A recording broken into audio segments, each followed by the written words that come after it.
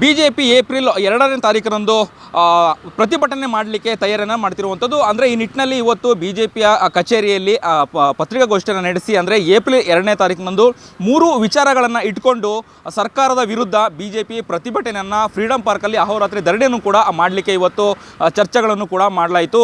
ಇದರಲ್ಲಿ ಪ್ರಮುಖವಾಗಿ ಶಾಸಕರು, ಸಂಸದರು ಕೂಡ ಈ ಒಂದು ಪತ್ರಿಕಾಗೋಷ್ಠಿಯಲ್ಲಿ ಭಾಗವಹಿಸಿದರು. ಅಂದರೆ ಬಿಜೆಪಿ ರಾಜ್ಯಾಧ್ಯಕ್ಷ BY ವಿಜಯೇಂದ್ರನ್ ಸೇರಿದಂತೆ ಹಲವು ಶಾಸಕರು ಕೂಡ ಇದರಲ್ಲಿ ಭಾಗಿಯಾಗಿದ್ದರು. ಅಂದರೆ ಸರ್ಕಾರದ 3 ವಿಚಾರಗಳನ್ನು ಇಟ್ಕೊಂಡು ಅಂದರೆ ಬೆಲೆ ಏರಿಕೆ ಒಂದು ವಿಚಾರ, ಆಮೇಲೆ ಏನು SC/ST ಹಣವನ್ನು ದುರುಪಯೋಗ ಪಡಿಸ್ಕೊಂಡಿದ್ದಾರೆ ಅನ್ನುವಂತಹ ವಿಚಾರ 2, 3ನೇದು ಏನು 4% ಮೀಸಲಾತಿಯಲ್ಲಿ ಮುಸ್ಲಿಮರಿಗೆ ಮೀಸಲಾತಿಯನ್ನು ಕೊಟ್ಟಿರುವಂಥದ್ದು. ಈ 3 ವಿಚಾರಗಳನ್ನು ಇಟ್ಕೊಂಡು ಈಗ ಬಿಜೆಪಿ ಸರ್ಕಾರದ ವಿರುದ್ಧ ಪ್ರತಿಭಟನೆಯನ್ನು ಮಾಡಲಿಕ್ಕೆ ಮುಂದಾಗಿರುವಂಥದ್ದು. ಅದರಲ್ಲೂ ಏನು 18 ಜನ ಶಾಸಕರನ್ನು ವಜಾ ಮಾಡಿರುವಂಥದ್ದು. ಇದನ್ನು ಕೂಡ ಆ ಒಂದು ಪ್ರತಿಭಟನೆಯಲ್ಲಿ ಸೇರಿಸ್ಕೊಂಡು ಸರ್ಕಾರದ ವಿರುದ್ಧ ಈಗ ಬಿಜೆಪಿ ಪ್ರತಿಭಟನೆ ಮಾಡಲಿಕ್ಕೆ ಮುಂದಾಗಿರುವಂಥದ್ದು. ಹಾಗೆ ಏಪ್ರಿಲ್ 7ರಂದು 4ನೇ ಹಂತದ ಜನಾಕ್ರೋಶ ಯಾತ್ರೆಯನ್ನು ಕೂಡ ಹಮ್ಮಿಕೊಂಡಿರುವಂಥದ್ದು. ಅಂದರೆ ಈಗಾಗಲೇ ಏನು ಸರ್ಕಾರದ ಒಂದಷ್ಟು ನಿಯಮಗಳಿರುವಂಥದ್ದು. ಅಂದರೆ ಏನು ಬೆಲೆ ಏರಿಕೆ ಆಗಿರ್ಬೋದು, SC/ST ಹಣವನ್ನು ದುರುಪಯೋಗ ಪಡಿಸ್ಕೊಳ್ತಿದ್ದಾರೆ ಅನ್ನುವಂಥ ವಿಚಾರ, ಹಾಗೆ ಏನು ಮೀಸಲು ಅಂದರೆ ಮುಸ್ಲಿಮರಿಗೆ 4% ಮೀಸಲಿಟ್ಟಿದ್ದಾರೆ ಅನ್ನುವಂಥದ್ದು. ಅಂದರೆ ಸಂವಿಧಾನ ವಿರುದ್ಧವಾಗಿ ನಡ್ಕೊಳ್ತಾ ಇದೆ ಸರ್ಕಾರ ಅನ್ನೋ ಒಂದು ವಿಚಾರ ಇಟ್ಕೊಂಡು ಈ 3 ವಿಚಾರಗಳನ್ನು ಇಟ್ಕೊಂಡು ಬಿಜೆಪಿ ಪ್ರತಿಭಟನೆ ಮಾಡಲಿಕ್ಕೆ ಸಜ್ಜಾಗಿರುವಂಥದ್ದು. ಅಂದರೆ ಏಪ್ರಿಲ್ ತಿಂಗಳು 2ನೇ ತಾರೀಕು ಫ್ರೀಡಂ ಪಾರ್ಕ್ನಲ್ಲಿ ಬೆಳಗ್ಗೆ 12 ಗಂಟೆಯಿಂದ ಏನು ಅಹೋರಾತ್ರಿ ಪ್ರತಿಭಟನೆ ಮಾಡಲಿಕ್ಕೆ ಈಗ ಸಕಲ ಸಿದ್ಧತೆಗಳನ್ನು ಮಾಡಿಕೊಂಡಿರುವಂಥದ್ದು.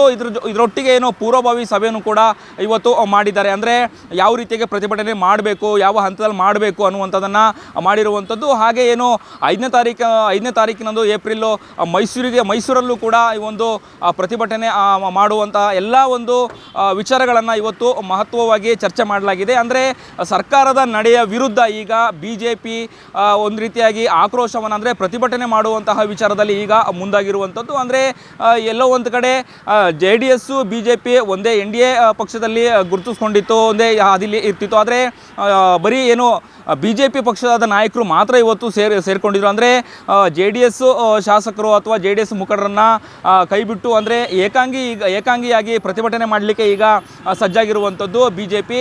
ಸದ್ಯ ಕಾದು ನೋಡಬೇಕು ಯಾವ ರೀತಿಯಾಗಿ ಪ್ರತಿಭಟನೆ ಮಾಡ್ತಾರೆ ಅನ್ನುವಂಥದ್ದು. ಆದರೆ ಒಟ್ಟಾರೆಯಾಗಿ ಈ ಒಂದು 3 ವಿಚಾರಗಳನ್ನು ಏನು ಬೆಲೆ ಏರಿಕೆ ಆಗಿರ್ಬೋದು, ಅಥವಾ SC/ST ಹಣವನ್ನು ದುರುಪಯೋಗ ಪಡಿಸ್ಕೊಂಡಾಗಿರ್ಬೋದು, ಹಾಗೆ ಮುಸ್ಲಿಮರಿಗೆ ಮೀಸಲಾತಿ 4% ಮೀಸಲಾತಿಯನ್ನು ಕೊಟ್ಟಿರುವಂಥ ಈ 3 ವಿಚಾರಗಳನ್ನು ಸ್ಪಷ್ಟವಾಗಿ ಅವರನ್ನು ವಿರೋಧ ಮಾಡಿ ಸರ್ಕಾರದ ವಿರುದ್ಧ ಪ್ರತಿಭಟನೆ ಮಾಡಲಿಕ್ಕೆ ಸದ್ಯ ಈಗ ತಯಾರಿಗಳನ್ನು ನಡೆಸ್ಕೊಂಡಾಗಿದೆ. ಆದರೆ ಇವತ್ತು ಮಹತ್ತರವಾದಂತಹ ಒಂದು ಚರ್ಚೆ ಕೂಡ ನಡೆದಿದ್ದು. ಪತ್ರಿಕಾಗೋಷ್ಠಿಯಲ್ಲೂ ಕೂಡ BY ವಿಜೇಂದ್ರ ಅವರು ಪಕ್ಕಾ ನಾವು ಪ್ರತಿಭಟನೆಯನ್ನು ಮಾಡ್ತೀವಿ ಅನ್ನುವಂತಹ ಮಾತನ್ನು ಕೂಡ ಹೇಳಿದ್ರು. ಹಾಗೆ ರಾಜ್ಯದ ಎಲ್ಲ ಜಿಲ್ಲೆಗಳಲ್ಲೂ ಕೂಡ ಮಂಡಲ ಮಟ್ಟದಲ್ಲಿ ಏನೋ ಪ್ರತಿಭಟನೆಗೆ ಪೂರಕವಾಗಿ ಸಭೆಗಳನ್ನು ಮಾಡ್ತೀವಿ ಅನ್ನುವಂತಹ ಮಾತನ್ನು ಕೂಡ ಹೇಳಿದರು. ಅಂದರೆ ಬಿಜೆಪಿಯ ಎಲ್ಲ ಕಾರ್ಯಕರ್ತರನ್ನು ಒಳಗೊಂಡಂತೆ ಈ ಸರ್ಕಾರದ ವಿರುದ್ಧ, ಈ ನಡೆಯ ವಿರುದ್ಧ ನಾವು ಪ್ರತಿಭಟನೆ ಮಾಡ್ತೀವಿ, ತಳಮಟ್ಟದಿಂದನೂ ಕೂಡ ಈ ಒಂದು ಜನಾಕ್ರೋಶ ಯಾತ್ರೆಯನ್ನು ಕೂಡ ಮಾಡ್ತೀವಿ ಅನ್ನುವಂತಹ ಮಾತನ್ನು ಇವತ್ತು ಸಭೆಯಲ್ಲೂ ಕೂಡ ಚರ್ಚೆ ಆಗಿರುವಂಥದ್ದು. ಕ್ಯಾಮ್ರಾ ಪರ್ಸನ್ ಉಲ್ಲಾಸ್ ಜೊತೆ ಅಭಿಜಿತ್ ಗಣೇಶ್, ಕರ್ನಾಟಕ TV, ಬೆಂಗಳೂರು.